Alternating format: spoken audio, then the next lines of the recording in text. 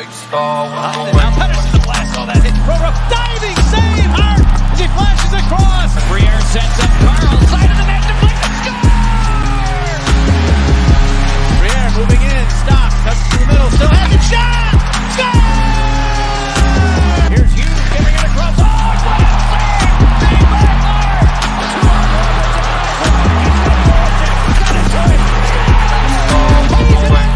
Short-handed mid. He scores! Up top, cruising is Provorov. He scores! Ivan Provorov! What is going on, everyone? Welcome back to the Flyered Up Podcast. We are currently streaming live on the Painted Lines, Flyers Fan Media 93, and TTP Sports on each of those YouTube channels. I am your host, Amadeo Grassi, along with my partner, Chris Mayer. Tyson was not able to join us this week, but he will be back for a future episode. So let's get into some NHL talk, even though news lately with the NHL has been very, very scarce. It's just been, I guess, it's just been basically slim to none at this point. Slim to none. Mm-hmm. I mean, just to start off, what's up, everybody? How's everybody doing?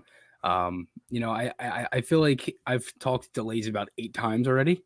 I had to hop on Flyers and Gritty with Yariv twice because there really isn't much to talk about. Jamie couldn't hop on, so I go on and we pretty much just talk delays and the same thing that we've talked about the last 2 episodes. So it sucks because around this time we'd probably be at least like 20-30 games into the season already. It sucks because I really wish that we could be watching hockey right now. And the closest we'll be getting to that is the World Juniors, which actually just starts soon.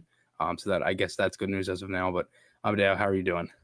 Doing good. It's insanely freezing in this room. I have no idea why. It's just, I don't know why the ventilation in my damn room just doesn't feel like working with the heat or anything like that. So I'm going to be freezing cold for the next hour or so.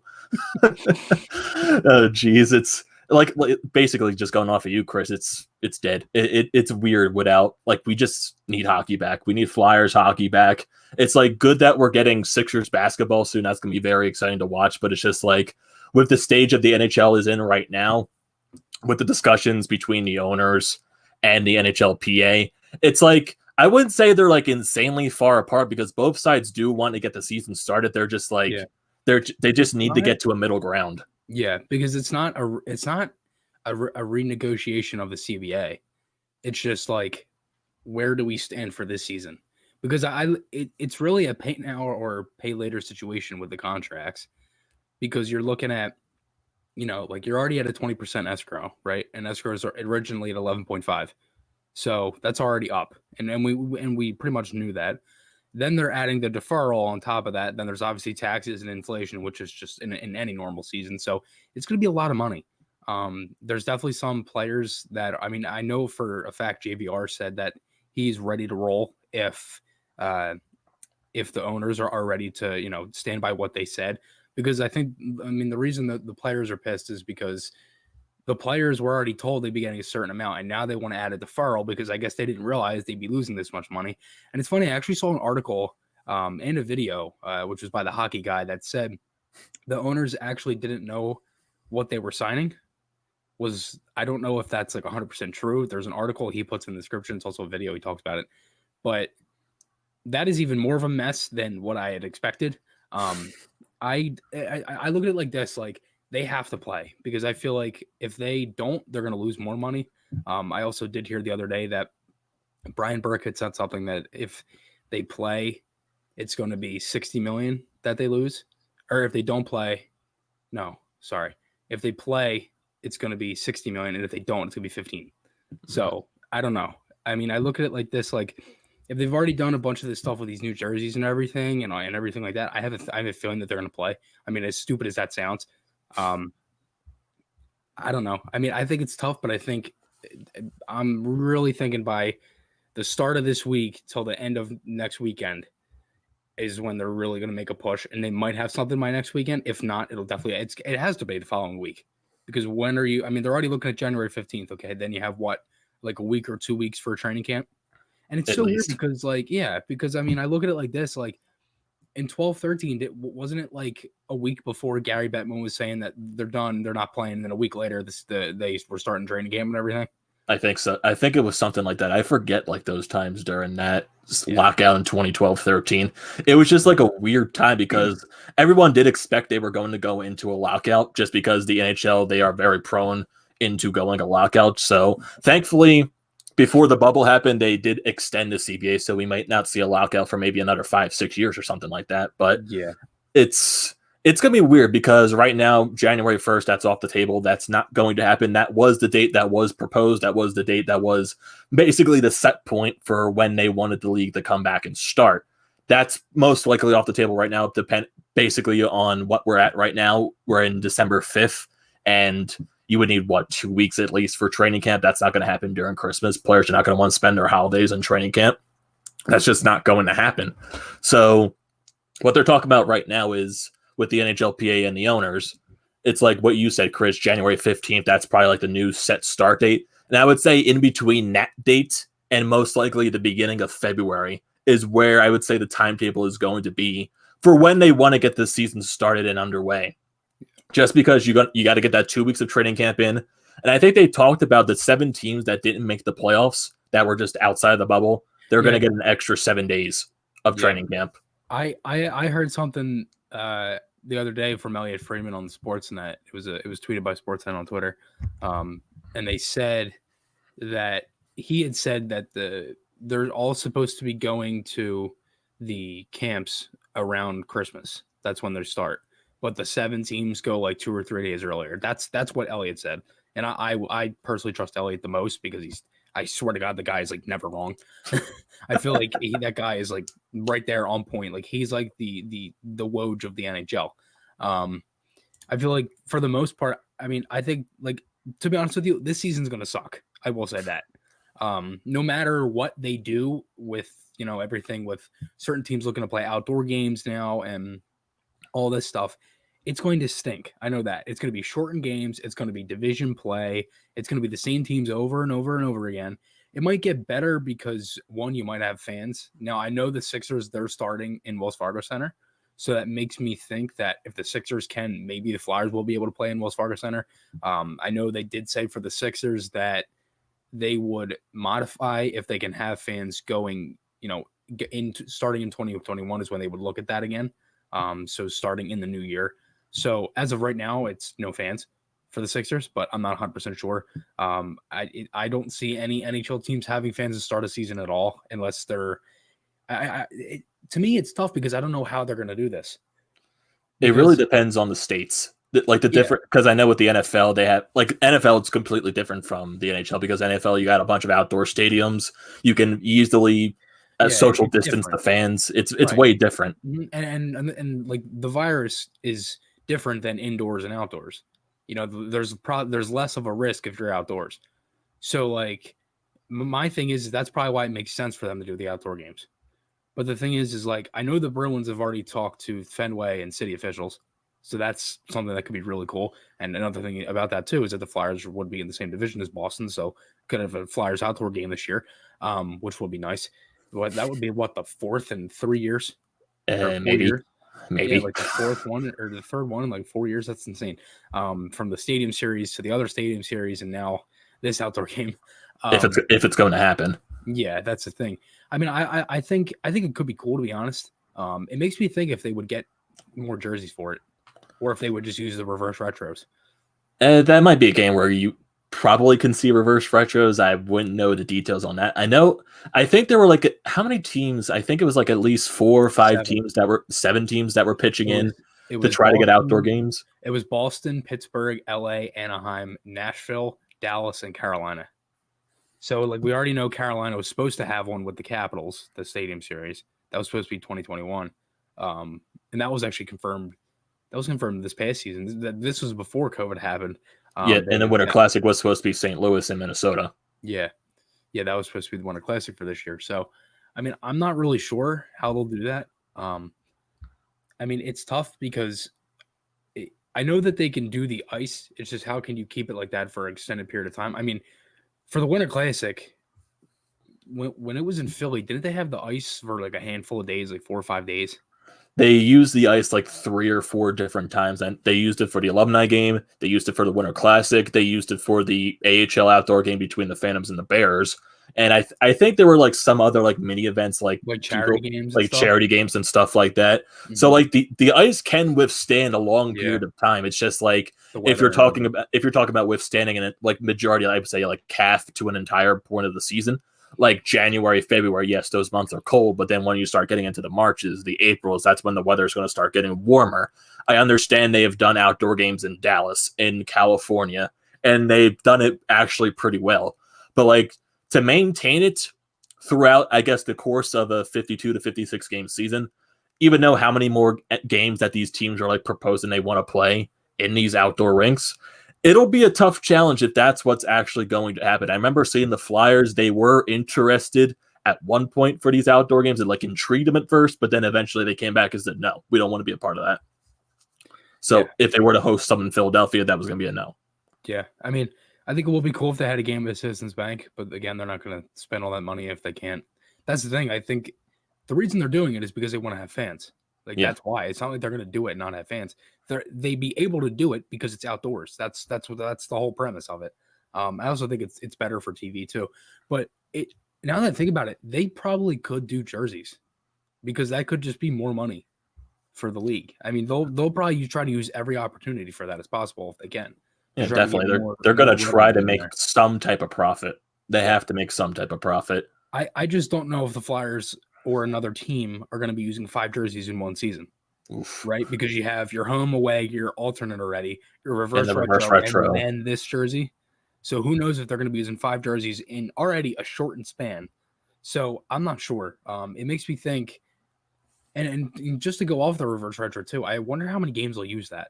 Because it's already a shortened season, and it's not like it's an alternate jersey. Well, it is and it isn't at the same time. So is it 6 games? Is it 10 games, 12, 15? If they were pushing for it so much, I feel like they'll wear it more than less. I would say at least maybe half the season they'll wear the reverse retros. Who knows? Maybe they'll bring it in for the next season too, just because it was a shortened season and we didn't get to wear these this much. So we'll have them again for the following season. Yeah, I mean, I think that would be cool, to be honest. I personally love the jersey. I think it's better than their alternate now. Yeah, it's starting to grow on me a lot. Yeah. It is. I mean, I saw it from NHL 21 when they had the full uniform with the socks and the gloves and everything. It's got black helmets, black gloves, and it looks like it's more of a burnt orange. From what I saw, from the leak, it's a real it's kind of the color of my room, maybe a little bit darker, not much. It's not really like a burnt orange or like the Flyers orange. It's just like real bright, like fluorescent orange. I thought I was going to butcher that word. But like overall, I mean, I think it's going to look nice on the ice. I was really hoping maybe they did like a certain different way of the equipment, like I talked about, like with the Jofa thing. They won't do it, but that would be so cool if they did. That'd be absolutely hilarious. Imagine like the Nordiques, like the Avalanche having like all Jofa helmets or something, like McKinnon and McCarr just absolutely rocking Jofa helmets. That'd be amazing, but it'd also be weird at the same time because Jofa helmets, they're just like so small and they would look so out of place in the NHL today. Mm-hmm. Yeah, I mean, I can't think of a Jofa helmet without thinking of like 3 guys, like Curry, Gretzky, and Solani. That's it. Yeah. I don't remember many guys that were famous for wearing the Jofa helmet. I'm not even sure how many guys wore the Jofa helmet. It was like that one time where the Flyers and the Whalers wore the long pants for hockey, like that one season, and then they eventually got them taken out permanently. Yeah, that was in 79-80, wasn't it? I think so.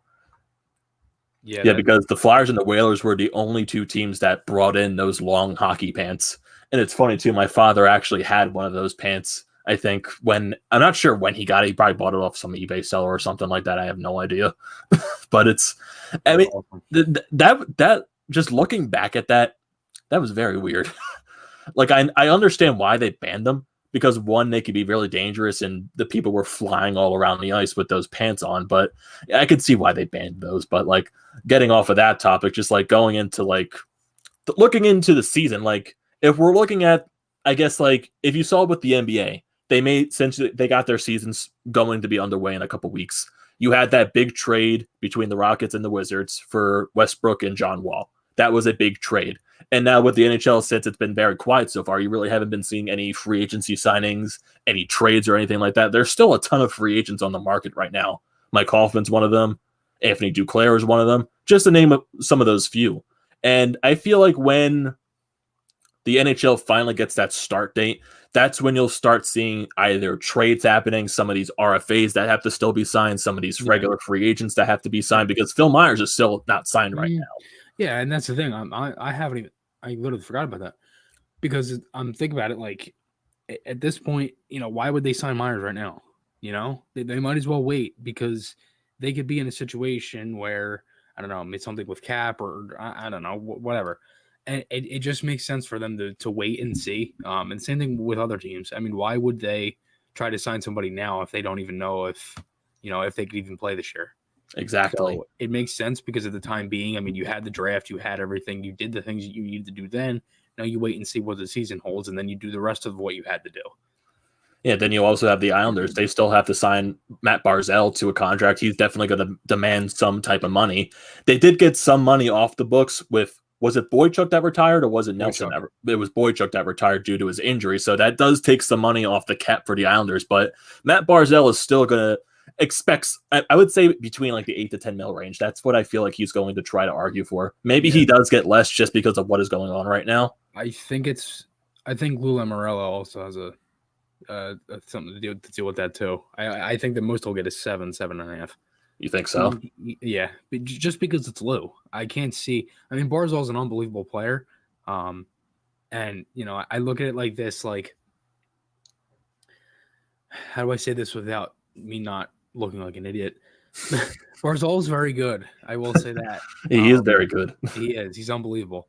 I just don't necessarily know how much he could really demand.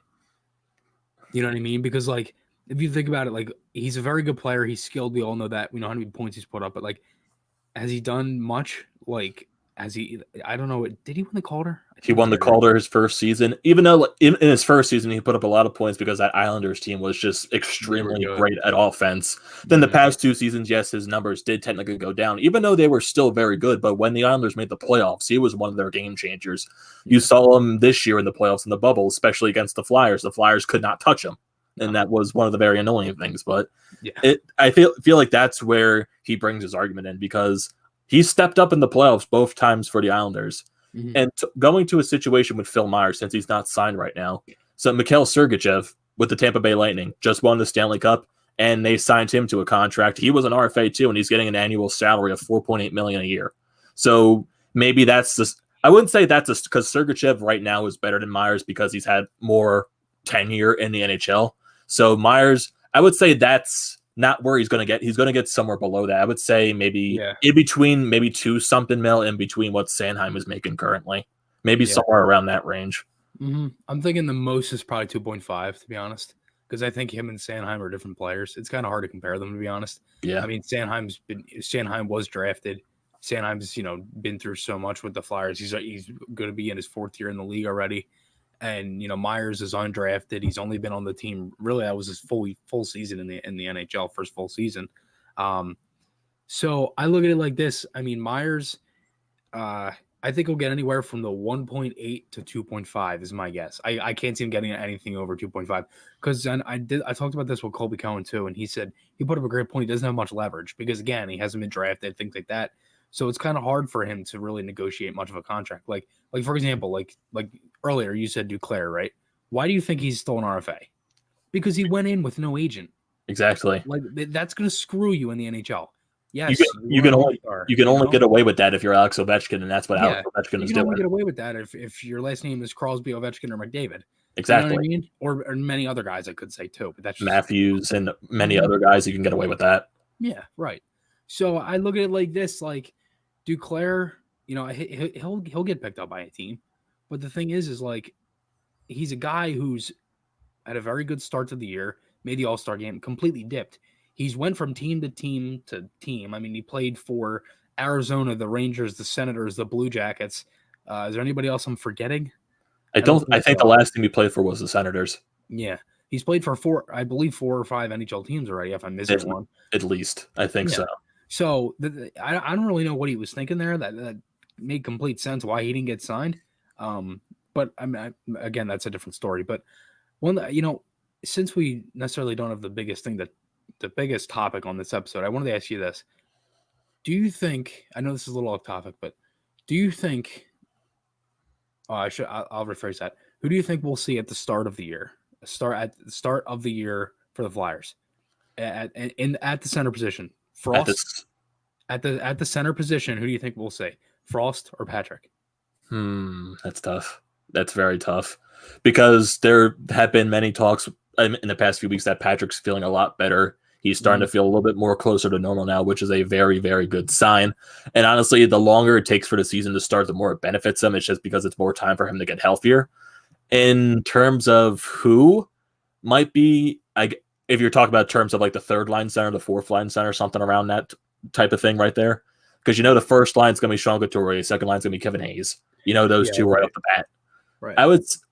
I would say it's more likely. Honestly, I think it's going to be Patrick. I just have this weird. I think Morgan Frost is also going to make the team, but I feel like he's going to be slotting more maybe towards the wing side. Maybe he does start again in the AHL when they do get around. But who knows when they start the season and they talk about expanded rosters, maybe Frost is one of those guys that makes the team too. Yeah. I look at it like this. If Patrick can play, and since you brought up how Patrick has been getting better, I'm going to read this tweet from Sam Carchidi today is the 5th, so this was tweeted on Thursday.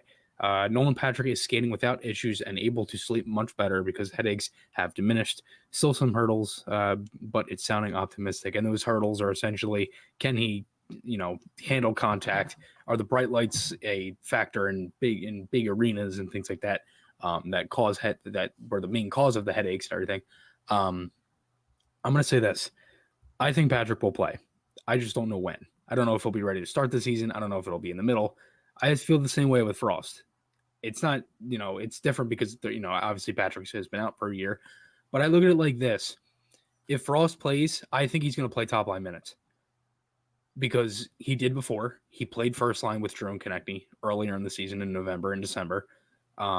His play dipped because I feel like he got sometimes too many minutes. I shouldn't even say that. I think the thing is that we really have to understand is that AV is not a holding hands coach. We've seen that many times. I know I've said this to you before. He's done it with JVR. He's done it with Voracek. He's done it with Gostisbehere. And if he has Frost or Patrick, I mean, we already know with Frost that he's going to play him and he's going to get those minutes. But I think the Flyers are most likely going to try to keep Frost at center because that's what they've essentially tried to mold him into. I mean, he's played center pretty much all this year with Lehigh Valley and with the Flyers. They did a bunch of, line changes in Frost. They made sure Frost was at center. I believe he did play wing for a little bit. I think so. I think it was maybe the line with Kevin Hayes. Maybe he played with Lawton on the wing. Yeah. It was one of those type of situations where he did play wing a couple of times. Yeah. I just don't necessarily remember off the top of my head, but overall, I think if the Flyers can use Patrick, they're going to use Patrick. I mean, as I said before, it's AV has never seen Patrick like that. Obviously he's seen Patrick, but not. I'm sure you know what I mean. But overall, I think I feel like if the Flyers have Patrick, it's people. I honestly don't. I don't think people understand how good he is. Like I love making posts about Patrick. You know why? Because everybody gets so pissed that I post about him. I know they do. Because everybody wants to say, oh, well, the other 4 players that went around him with Heischer going 1 and everything else. And I don't want to get into that conversation again because it's the same conversation every damn time. It is so annoying. It's like, oh, they took the wrong player. Yeah, right. They took the wrong player. I had some guy on my Instagram the other day, right? I told him, or he says that the Flyers just took the wrong player and everything, and he's explaining why, and I don't know. And then I said, dude, they desperately needed a center. He was like, Giroux and Couturier were playing center at the time. I said, yes. And Patrick came in and played the third line center that year. They desperately needed a center. Actually, that year, Hackstall switched Giroux over to the wing, and then he put Couturier on the first line. So they were missing, and they traded Braden Shen. So they were missing a second line, a third line, and a fourth line center. And who played third line center? Nolan Patrick. Right. Exactly my point. So they needed a center. It made complete sense. Why did they move G? Because Couturier wanted to play offense more. Coots gets more offense. What happens? He puts up 76 points. And he wins the Selke. Well, not that year. Or he won it this year, technically. Yeah, right. Being up on that first line eventually put him into the Selke conversation. Yeah, because he was able to put up offense points. Because he finished second place that first year. He kind of dipped a little bit last year, but then during this season, he won the Selke. He was basically the favorite to win it. And the thing is, even if he dipped too, he still had the same amount of points. He had 2 straight years at 76. So he had a very good year both years. And he had 2 straight years of 30-plus goals. Right. This year, he was probably going to average around like the 25 to 30 mark because he wasn't scoring that much, but he was still a Selke nominee. He won the Selke. So, and also we got this comment right here from YK said, nothing is stopping Patrick or Frost from playing on the wing. And thank you for commenting right there. And people that are tuning in right now, make sure to comment your thoughts on just basically the topics that we're talking about right now, where you're talking Patrick, Nolan, Morgan Frost, just what you think what's going to happen with the Flyers season. How do you think the lineup's going to shape up? And there's also this interesting topic that I want to get into as well. So we all know trade rumors. You take them with a grain of salt. We talk about trade rumors all the time because they're there and they're the only thing you can talk about. We all know the Patrick Laine rumors that were circling throughout the entire stage of the NHL draft. And most likely, the Flyers are probably still in talks, but that's probably more under the water right now. It's still just don't worry about it at this point because it's probably really less likely of happening than actually happening. So right now, there's the one trade rumor that is being talked about right now is William Nylander. The Flyers trading for William Nylander. That is one of the trade rumors right now.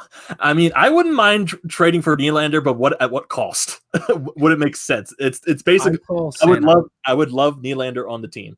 But at what cost? I saw Sanheim. Yeah, that is the stupidest thing. It's basically why would they trade a young defenseman, a young left-handed defenseman that can play either the left or right side? He's played both in the NHL. Why would they trade him? Right, player turning into his own. He could easily put up 10, 15 goals for you. Why would they trade him after they just lost Matt Niskanen? They're going to trade another defenseman who's, as I said, very young, a very good, steady defenseman who's turning into his own for a guy who is overpaid, essentially. Well, I shouldn't even really say overpaid. Honestly, if you look at that entire Maple Leafs roster, I feel like he's paid the exact amount. He's been getting better every year. Yeah. He's honestly paid the exact amount that he probably deserves. Yeah, but it doesn't necessarily help when they have 4 guys tied up in like 40. When they have 4 guys on their roster making $40 million.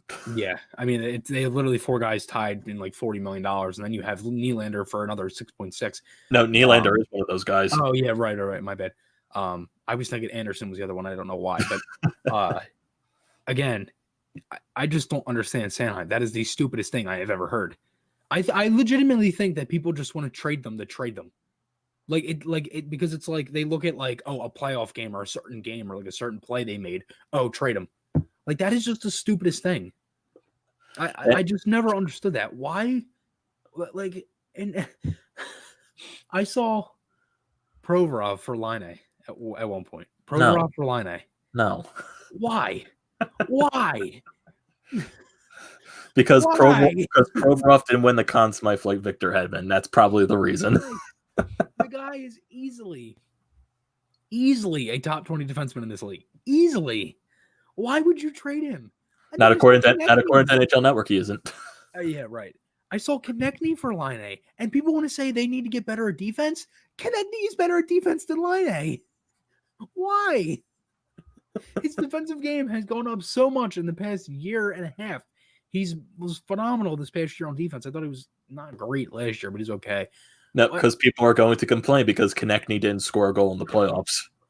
That's gonna be the major discussion. Him stepping up in the playoffs. Dude, they had so many guys. Like, it's a different team from the regular season in the playoffs. You know exactly. why? Because it's a 4-month in between thing where they have barely played any hockey. That's why it's not a normal season. But then that's the thing that people are going to look at the top guys. They're going to look at Claude Giroux. They're going to look at Travis Konechny. They're going to look at Sean Couturier, Jake Voracek. If those guys don't play up to their standards, people are going to complain. That's what's going to happen. If Konechny doesn't put up the goals that he did in the regular season, in the playoffs, they're going to complain. Maybe this guy sucks in the playoffs. That's what the summary is going to be. They were 1 game away from the Eastern Conference Finals, and they had their all-star player not even score a goal. That's how good this team is. Like, do I have to phrase that any differently or what? Like, and their best player the entire playoffs was Kevin Hayes. He was the best besides Carter Hart. Carter Hart basically consistently. I agree. It was Hayes for me. It was Hayes and Voracek consistently, points wise. I would say Voracek in the Montreal series, he was better. He kind of dipped in the New York series. Basically, a lot of people were dipped in the New York series, but yeah, Carter Hart played good. Provorov stepped up in the New York series. Scott Lawton especially stepped up in the Islander series when Detroit missed one of those games. You know what? That's another thing that I have against a lot of fans when they say that is like, oh, Lawton is at best a fourth-line player. I'm like, are you nuts? He played on the second line. He was on the second line this year. Why would he play on the fourth line? I mean, he can play center. That's fine. I mean, we've seen him. I mean, he pretty much played every line. When Lawton plays at his best, when he plays at his best, he looks like a first-line player. And he can play on the first line. I mean, he's done it at times. I mean, he's a very good, consistent second-line player. He's gone up in goals the last few years. He had 10, 12, and 13 this past year. And I believe just about half as many games because he was hurt with that broken finger. I think he played 49 games this year. He had 13 goals. And last year, I think he played a full 82. He had 12. But just to go off my point, like, there are so many guys that are like going to just take a step. I feel like there's a lot of people that don't think that these guys will take a step this year. I personally think a lot of them will. I think a guy like Myers will. I think a guy like Sanheim will. Provorov will. There's many guys I think will. And you also got to handle that a lot of these players on this team, besides like the main core of Couturier, Drew, and Voracek, a lot of these guys are not even 25 yet. Provorov's in his early 20s. Konecny's in his early 20s. Farabee just played his first NHL season. Right. Sanheim is in his early 20s. Myers is in his early 20s. Carter Hart is in his early 20s. Yeah. I want to ask you a question. Do they actually have a core? I don't necessarily think it's a core, is it? I mean, if we're talking core, it's a core. It's 3 players.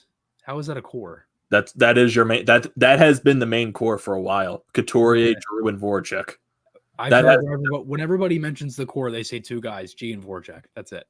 I don't necessarily think that's a big core. I think like when I think of a core, I think of like 4 or 5, maybe even 6 players.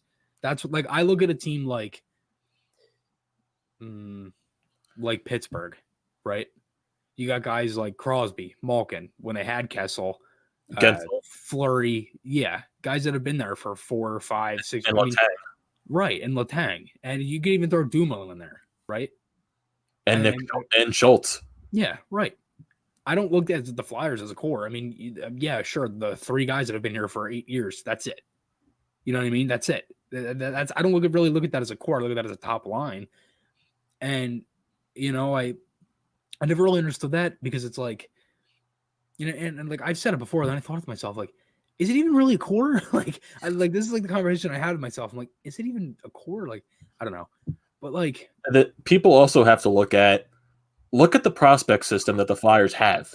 It is stacked. It is probably one of the most stacked prospect systems in the league. They have guys that can come up in the near future. It like when you already have guys like Farabee in the lineup, you got guys like Oscar Lindblom, who is still very young, Nolan Patrick, Morgan Frost, Travis Konecny, Ivan Provorov, Sanheim Myers, Carter Hart. When you have all of these guys that are below 25, they still have a ton of time. Because it kind of also reminds me of some of the talk with the Philadelphia 76ers. How people complain about why aren't Ben Simmons and Joel Embiid winning championships right now. Ben Simmons is in his early 20s. Joel Embiid, he's in his mid-20s. NBA stars normally don't start winning championships and becoming really dominant when they get into their prime. And I feel like, I wouldn't say with the Flyers team right now, maybe when a couple of the more guys mature a little bit, they get a little bit older, they get more of that experience in them.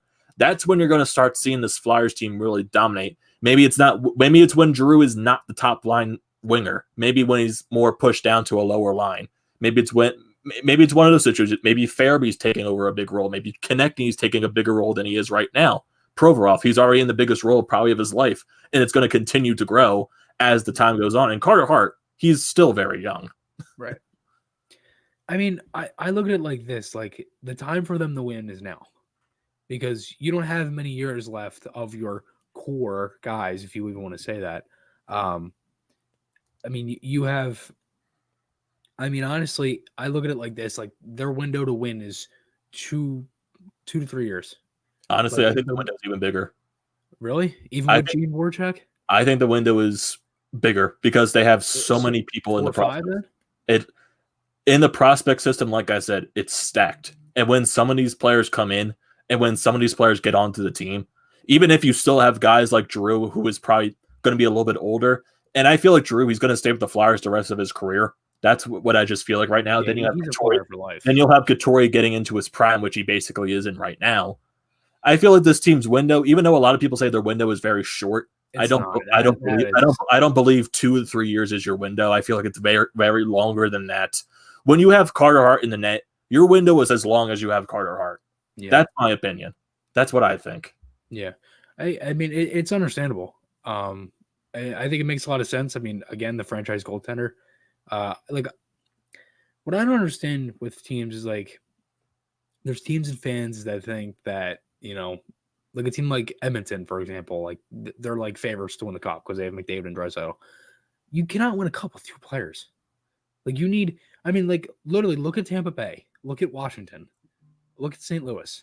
They have guys that can score at will. Every line from your first to fourth line. I mean, when the Flyers were hot, Nate Thompson and Michael Raffl were scoring. Think about that. Man, I love me some Michael Raffl. I look at it like this. Like, I think their window is long. I should say that. I think it's like, I don't know, because I think the time for them to win is with G and Voracek.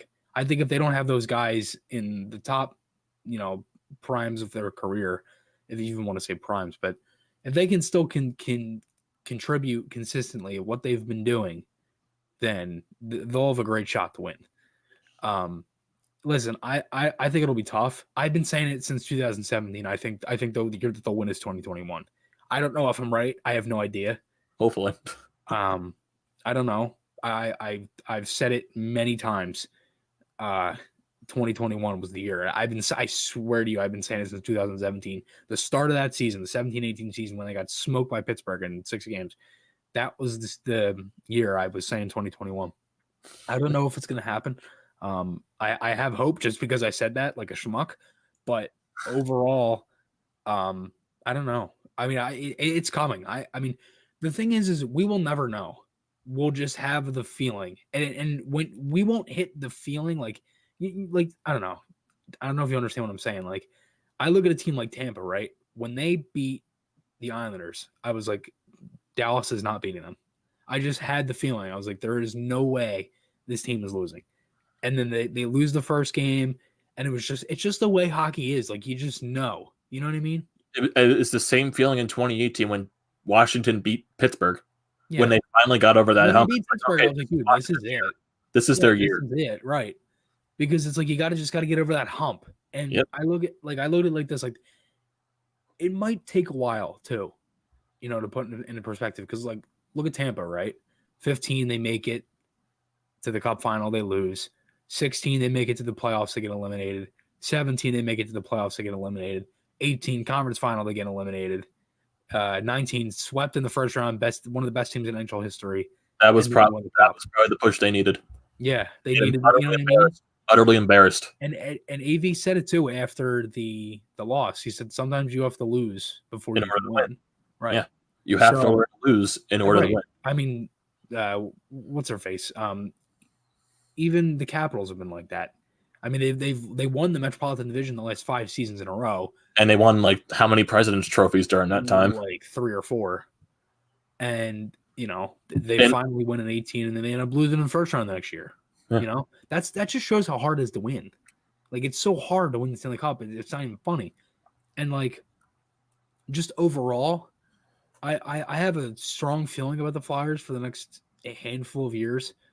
I look at it like this, like they need all their guys to be their top guys. And if they can't get that consistently, I look at it like this. Like, if they had the season normally and COVID didn't happen and everything, and they went straight into the playoffs and finished out the rest of that March and April, I think they would have done some damage. I don't know if they would have won because, again, who knows? You know, I mean, Christ, Hart could have got hurt. You know what I mean? Yeah, anything could have happened. Right, anything could have happened. So, I mean, I don't really know. It's tough because I feel like so many times they probably could have won. Like, I was talking about it with one of my friends the other night. Like, if they weren't injured in 04, they would have. If they beat Tampa, they would have killed Calgary. I mean, And that's what Ken Hitchcock always said. If that team wasn't so injury riddled, players on that team were playing with through injury. If they were healthy, they would have beat Tampa. They would have destroyed Calgary. Dude, they had Sammy Kapanen play defense. Yes, he was a winger. That's how hurt they were on D. And like I was one of my buddies was watching Game 6 the other day when Gagne scored in overtime. And they had Kapanen play defense in an elimination game at home. Like, and then same thing in 2010. If they didn't have a third string goaltender, I mean, so many things were different with that team too. It's funny. It's funny too. I watched that Game 3 of that finals, I think, last night. Yeah, right. The Giroux game winner. The Giroux game winner in overtime. I said, like you said, if the Flyers had at least had a good goaltender, they would have won that cup. I feel like out of every team Chicago played during their stretch of winning the Stanley Cup, the Flyers were their toughest because the Flyers pushed them closer to a Game 7 more than any team. They had two guys on their defense, Curtis Foster and Oscar Bartulis, they didn't even make the team next year. They were in Lehigh Valley. Yep. Leighton was in Lehigh Valley. That's how injured that team was. Dude, I feel like if they had Emery, they would have won. Emery was one of the top goalies in the league at that time. And like, I mean, it's so tough too, because it really makes me think, like, what if Emery was healthy, would they have gotten there in the first place? That's also a good question. Like, that's why I think to myself, like, I don't know.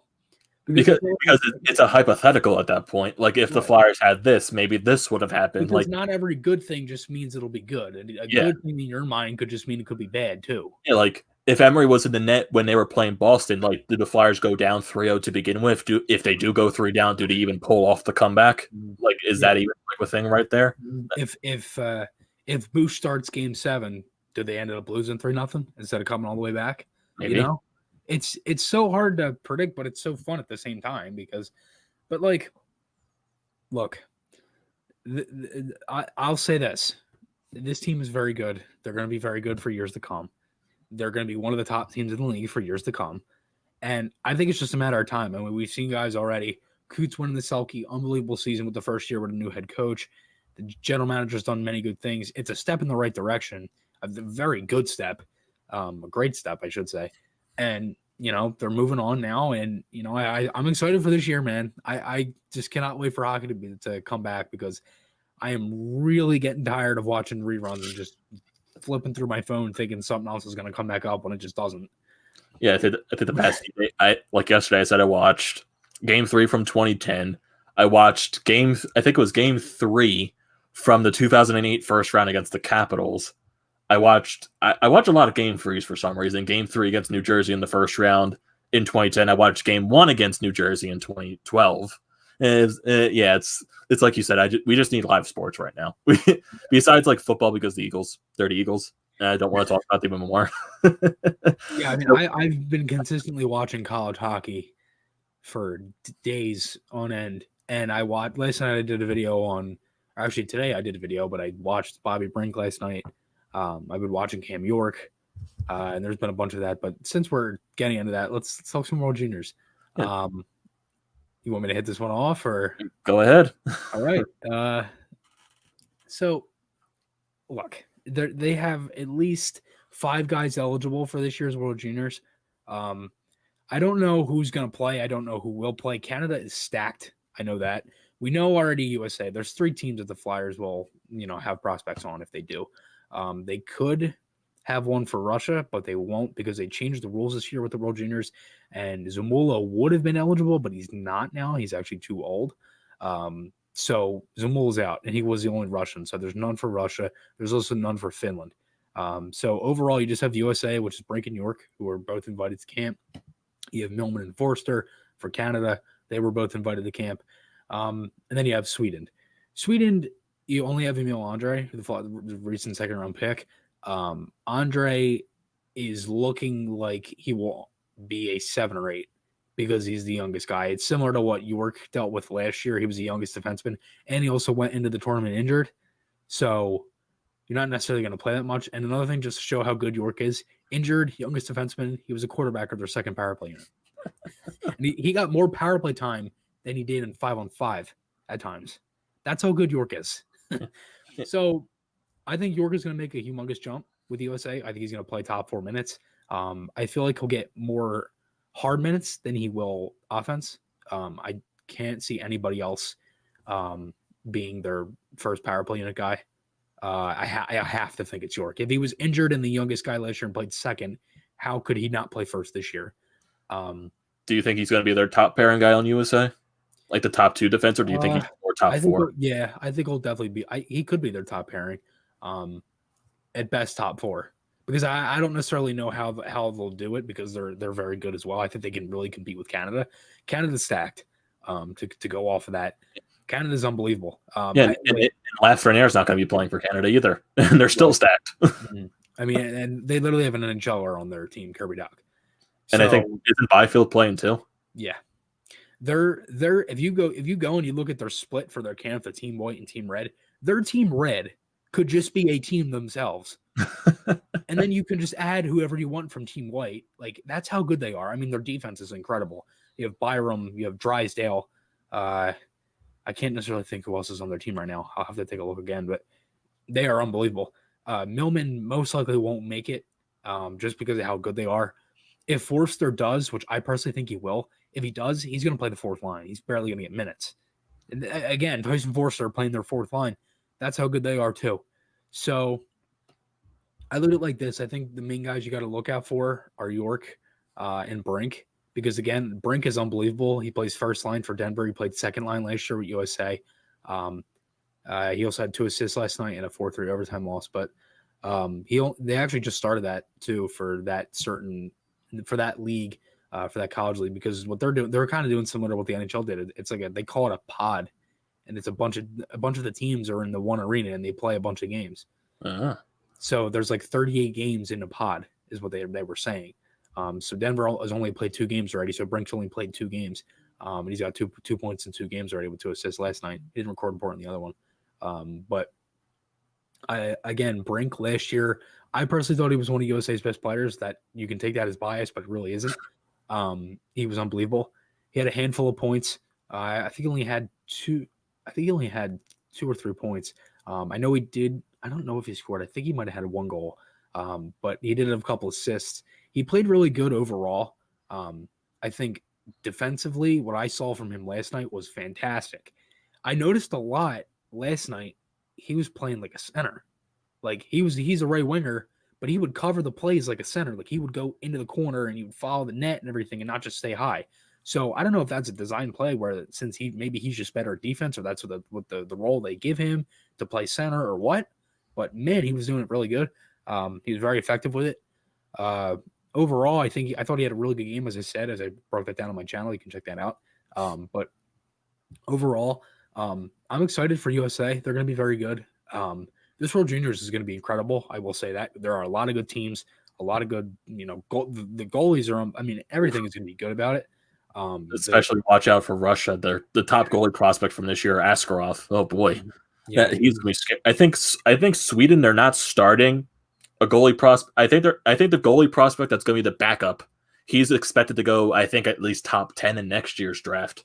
I forget his name, but I've heard he's supposed to go maybe even top 5 if that's a possibility for him. Like their backup goalie for Sweden is supposed to be a really good talent.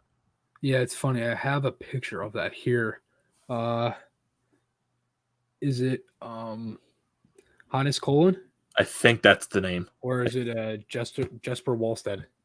Wallstead is the name. Yeah, it's 2021 here. They have Hugo Allenfelt from Tampa and then Callie Klang from Pittsburgh. They have 4 goaltenders, but that'll also get cut down to 25. So for Sweden, they look very good too. They have Lucas Raymond, Alexander Holtz, Carl Henriksen, William Eklund, Simon Holmstrom, Noel Gunler, Zion Nybeck. A lot of good players for Sweden. Elmer Soderstrom, and then as I said, with Andre, you also have Philip Broberg, Victor Soderstrom from Arizona, who went 11 the year York did. He actually won before York.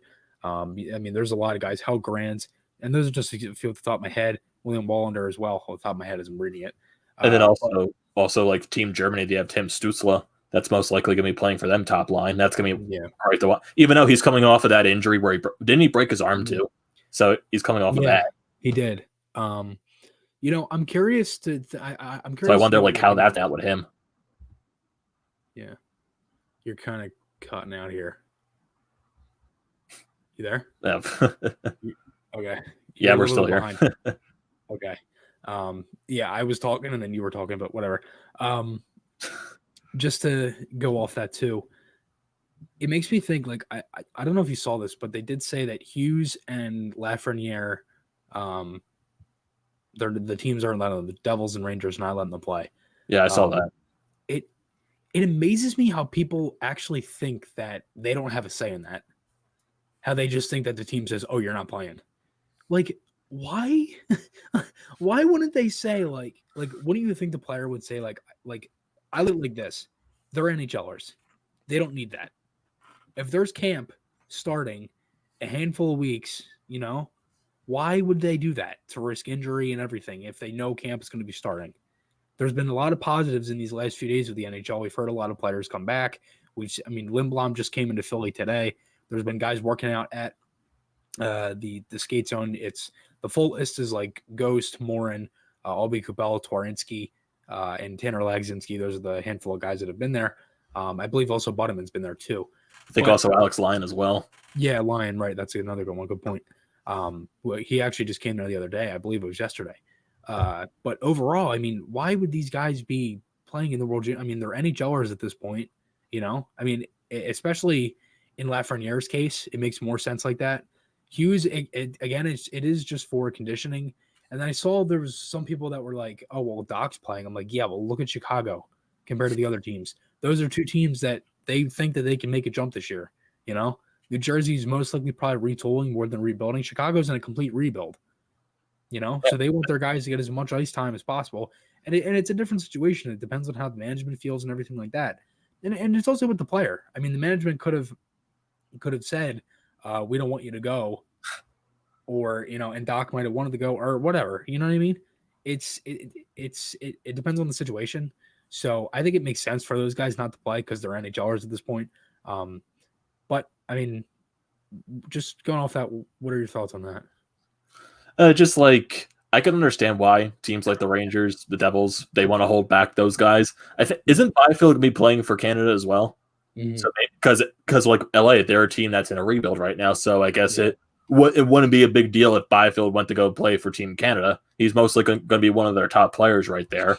And like you said, for a team like the Rangers, they're a team that's looking to make the next big step. So adding Lafreniere to that lineup, they're going to be a much better team, and they don't want to risk anything if he, like you said, if he does get hurt during the World Juniors.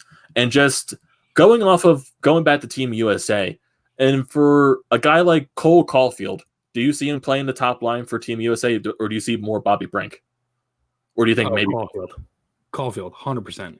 He's been unbelievable this year. He leads all of college with the most shots. He's got 53 shots on goal. He's shooting the puck like it's nothing. Has he scored a goal yet? He scored a handful. I think he's got like 7 or 8. I think. Jeez. I'm gonna look that up. Because last time I heard it, like he was having trouble even scoring. I think he had a hat trick not long ago. Oh wow! Because I remember like maybe it was probably like in the past week I heard like there was someone that was like in depth of him on YouTube saying like he was been having trouble just putting the puck into the net. Yeah, since that video he probably started putting the puck in the net.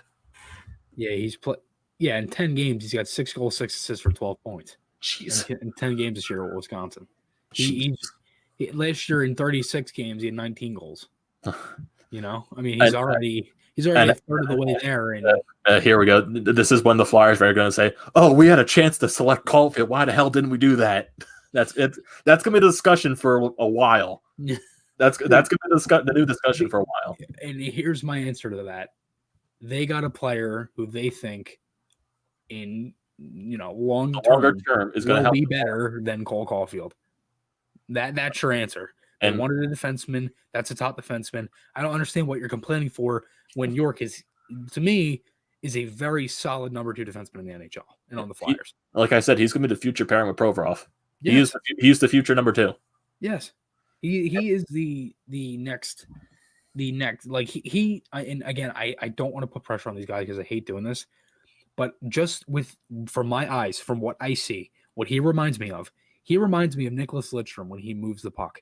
But just when he moves the puck, that's all I'm saying. When he moves the puck, the confidence he has, the poise, he's unbelievable. I swear to God, he reminds me of Nick Lidstrom. And I don't want to just say that to put so much pressure on the kid. Oh, he's Nick. Oh, I don't want anybody to say, oh, you said he's Nick Lidstrom. I'm not saying that.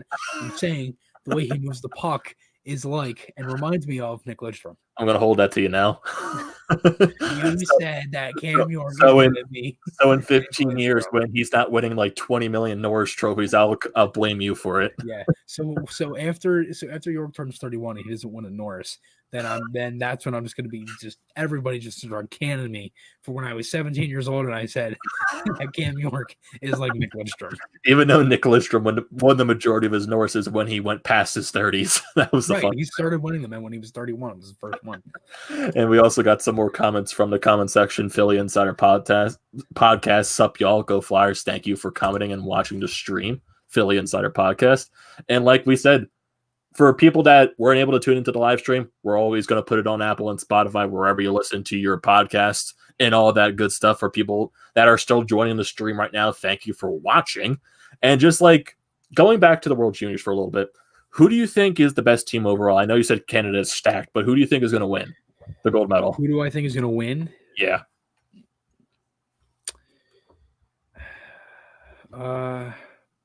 Germany. Germany? Was that just like a random spitball, or do you actually just like? No, I'm just messing with you. I think it's going to be. I personally think Sweden could have a shot. I think Finland might be up there. Canada. Do you see a rematch between Canada and Russia? Maybe. I could see a Finland-USA rematch. I don't know. I'm really thinking it's gonna be Canada-USA. I don't know. I'm either or. I mean, they're so good. I would love to see USA win. Yeah, that would be unbelievable. USA. To me, if any Flyer takes home the gold medal, I'll be happy. I mean, like Zamula took home silver medal. Yeah, silver last year. He had a very good tournament. He was easily Russia's best defenseman. Exactly. And again, I think that's another thing. I mean, I know he's too old, but it makes me think if he would have played, maybe the Flyers see him as a phantom. You know, maybe. Mm-hmm. I'd imagine just going into this season with Zamula, does he make a push for the roster too? That's also another question you ask right there. I think it's another situation of like, if he does he play? Does he start with Lehigh Valley? Does he start with the Flyers? Because I look at it like this: like, where's he going to fit with the Flyers? That's gonna be a major question right there, because you lose Matt Niskanen. That's going to be one of the biggest losses to this roster because of how much he provided for the defensive side, how much he improved Ivan Provorov, like how much he brought him back. Like, York is better than Zamula, and the Flyers think probably more highly of York than they do Zamula. I would say so too. Fine. I think Zamula, again, I think York will be a very good number 2. And Alex, I agree with Alex Alpiard. We both agree on the same thing. I think Zamula will be a very good top 4. He thinks York will be a very good top 2 or a very good number 2. And same thing. So I think that York is going to be, Zamula, he's going to be very solid. He's a big, poised defenseman. I mean, he's another guy that, like, when I saw him, I was like, dude, like, this guy, like, just the way he moves the puck reminds me of Pronger. Because he's a big, poised defenseman. What did Pronger? I mean, literally, Pronger used to just sit there and wait. That's all he would do. He would bury guys into the boards. Yes. Yes. Like, it just amazes me how he would do that. But, like, overall, the Flyers are very stacked on defense. I mean, and there's so many other guys, too, that we haven't even talked. I mean, Wyatt Wiley, which I still think that it's incredible. I don't even know if some people know this, but I'm sure we mentioned this before. He's ambidextrous. Yes, he is. He can play left-handed and right-handed. Yeah. He goes up, he winds up for a clap round, breaks his stick, then goes back, gets the other-handed stick. That's just like, what I was saying. Like, I was telling my dad this the other night, and I was like, well, wouldn't matter if he got the long-hand stick. He can still play with it. You know what I mean? It would literally just be like the video of Bobby Ryan scoring with the backhand, like shooting Yeah. forehand. Literally, if he breaks his stick on the ice while in the defensive zone, one of the forwards can literally just hand him a stick and he can use it. Yeah. That's one of those situations. Yeah. I mean, he prefers right hand because he's right-handed. So it makes a lot of sense for him to, obviously, because that's his dominant hand. But overall, I mean, that's great because he could already, it doesn't matter the hand, he could play right and left side, you know? Mm-hmm. Again, I mean, the Flyers are very stacked with D too. You have guys like Hoegberg too. They also have David Bernhardt, who I know the Flyers did not sign, but they still are keeping an eye on if they were to sign him later down the road. But I'm gonna ask you this: out of these handful of prospects in the World Juniors, you think any of them are going to be? You think there's any guys that like might be kind of like an underdog? Like I know we're all pretty much expecting York or Brink. You think there's going to be a guy that's an underdog? That's tough. That is honestly, like, in terms of underdog, even though he was a top prospect at this year's draft, he was drafted by Ottawa 3rd overall. Even because he's coming off of that broken arm, so I feel like people are going to underestimate him a little bit. I'm looking at Tim Stützle. I'm just thinking he's going to have this. Even though Germany, they're not that stacked, he's one of their top players. I feel like he's going to have a major impact for Germany. Yeah. I just had the feeling, just coming off of that broken arm, he's going to be something. He's going to be playing with a chip on his shoulder because I feel like people are going to underestimate him a little bit. I'm really thinking that Raymond could do something. Like I have a feeling Lucas Raymond might be the main guy for Sweden. I think on the Flyers side, I think I'm looking for more of an offensive impact from Brink, to be honest with you. I think overall last year he was good on offense. Might have been snake bitten a little bit, but overall I think both teams, really all the teams are very good, to be honest with you. There's a handful of talent on both teams, or both. I keep saying both teams, on all the teams. For instance, Canada, I don't know, man. I mean, I am really not looking forward to some of these, like watching Canada play some of these teams. Like I think USA and Sweden they'll be okay, and probably and Russia too. But like some of these other games are just going to be they might be just a complete blowout because of how good Canada is. And it's funny because last year Canada took a little bit to warm up when they started. Because they lost the first game to Russia. They got smoked. Like 6-2, I think. And then they ended up, I think the next time they played them again was the gold medal game, I think. I think so. And they ended up beating them. And again, I think they had the one game, Russia, I don't remember who they played, but remember last year Zamula had the 2-goal game. Mm-hmm. He had some really good games last year. He really impressed me. But again, I love the World Juniors. It's unbelievable. I mean, and it actually starts earlier this year too, because they got the preliminary games too that start the 20th. All the games that don't necessarily matter, just like warm-up games and stuff. They have those that start the 20th, and the actual tournament for the points starts Christmas Day. And also a couple of points before we end it right here for the Fired Up podcast. Another player to look out for, especially for Team USA, is a draft pick from the Florida Panthers a couple drafts ago, Spencer Knight, the goaltender for Team USA. He is a very good goaltending prospect for that system. I'm still shocked that Florida drafted him when they signed Bobrovsky. That just like, I can understand a goalie for the future when Bobrovsky is no longer there, but look out for Spencer Knight. He is a very good goaltending prospect, and he is fantastic. I know like when he's going to be overshadowed by Team Russia and Askarov, but Team USA, if they go far, it's going to be on the hands of Spencer Knight. I feel like that's going to be one of the things. Yeah, I mean, I think if USA wins, they're going to have the strength of everybody is going to have to really pitch in. I feel like last year it was tough because and it's funny because now that I think about it, if they don't have Hughes, I know they also did talk about Nick Robertson coming back. I saw that. The Leafs prospect. So that could be something too. Maybe Robertson does come back and play. I'm not too sure. But overall, I think it's going to be a really good tournament. I'm very excited for it because, again, it's live hockey. Exactly. And I think the way that they're doing that too is it's in a bubble. So the games are pretty much going to be all day. Yeah, I think Christmas Day. It's going to be in the same bubble like the NHL playoffs were in Edmonton. Yeah, it's in Edmonton. I think Christmas Day, it's supposed to be 2, 6:30, and then 9 are the games. Or I might be wrong on that. It might be 2, 6:30, then 9:30. I'm not sure. but I know there's like a span. There's like 3 games a day on Christmas Day. I believe. Now is that 6:30 in the morning or 6:30 in the evening? In the evening. Okay, I was going to say 6:30 in the morning. I was like, no, thank you. Because again, it's 3 hours back.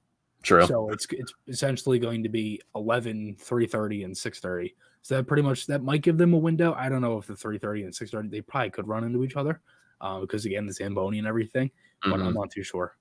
Yeah, and here's the last thought. It comes from a comment from the comment section. So Patty Rick Light Pizza says our thoughts on Nolan Patrick. So if you weren't here for the beginning stages of this podcast, we did talk about how it's been said that Nolan Patrick is starting to feel a lot better, and that's a very good sign. And I said that the longer the NHL takes to start, probably the more benefit it does to him. And just looking towards the season, we both talked about how we think Patrick is probably going to be one of the centers for the Flyers if everything goes right. So one more thought on Patrick, Chris? Yeah, I mean, I think overall, just if he can play, he's going to play. I've said it before with AV, with the not holding hands coach. If he can use Patrick, we're going to see Patrick. He's going to get very good minutes. It actually makes me think if they would maybe use him as a 2C, maybe a 3C instead, instead of a 3C. Maybe put Hayes down there if Patrick plays better or whatnot. I'm not sure. But overall, I think we will see Patrick this year. I just don't know when. It's not necessarily a guarantee. But overall, I think we will see Patrick. I think it's similar with Frost. We will see them both. We just really don't know when. Exactly. And so I think that's going to do it here for this episode of the Fired Up Podcast. We're currently over an hour right now on the live stream. So we want to thank you to the people that have joined us on the different YouTube channels from the Painted Lines, from Flyers Fan Mania 93, and from TTP Sports for viewing this live stream. And for people that weren't able to tune to this, it's going to be on the normal podcasting platforms, Spotify, Apple, wherever you listen to your podcast at. And so, Chris, do you have any plugs that you want to say before we end this? No, just again, everybody, thank you for all the support you guys have given us. One thing is we do have a merchandise store now. We also have that. Yeah, we have the merchandise store now. You can check that out on my YouTube channel. It's on the link on there. It is on Amadeo's YouTube channel as well. It's also on the link in my Instagram. If you do not follow me on Instagram, it's at FlyersFanMania93. You can follow me there. You can also follow Amadeo on Twitter at Amadeo Garcia 98, right? I didn't put her that way. Exactly. Is the same one on Instagram? It's the same one. That's my personal Instagram. If you want to follow the GTP Sports Instagram, you can also do that as well. Also follow the Fired Up Podcast on Instagram, Twitter, and Facebook. We do have our YouTube channel. We don't really post it that much, so I say, why do we use the YouTube? Yeah, right. I mean, even though we're with the Painted Lines right now, so technically. Right. So, yeah, I mean, overall, again, we really appreciate all the support you guys give us. We would not be able to, make a merchandise store if it wasn't for you guys listening to this as of right now. And then the people listening to this on recording too. So, again, thank you all for the support because we really do appreciate it. And it means a lot to us. Yeah, definitely. And Chris Dunn just commented, Patrick better play. I bought his jersey the day before the injury. That does stink. Huffs. Wow. That does stink. So everyone that's here. Yeah, exactly. Everyone that was here with the live stream, thank you for joining us. Don't forget to follow us on those many social media pages. Don't forget to subscribe to the Painted Lines on YouTube, Flyers Fan Mania 93, TTP Sports on YouTube as well.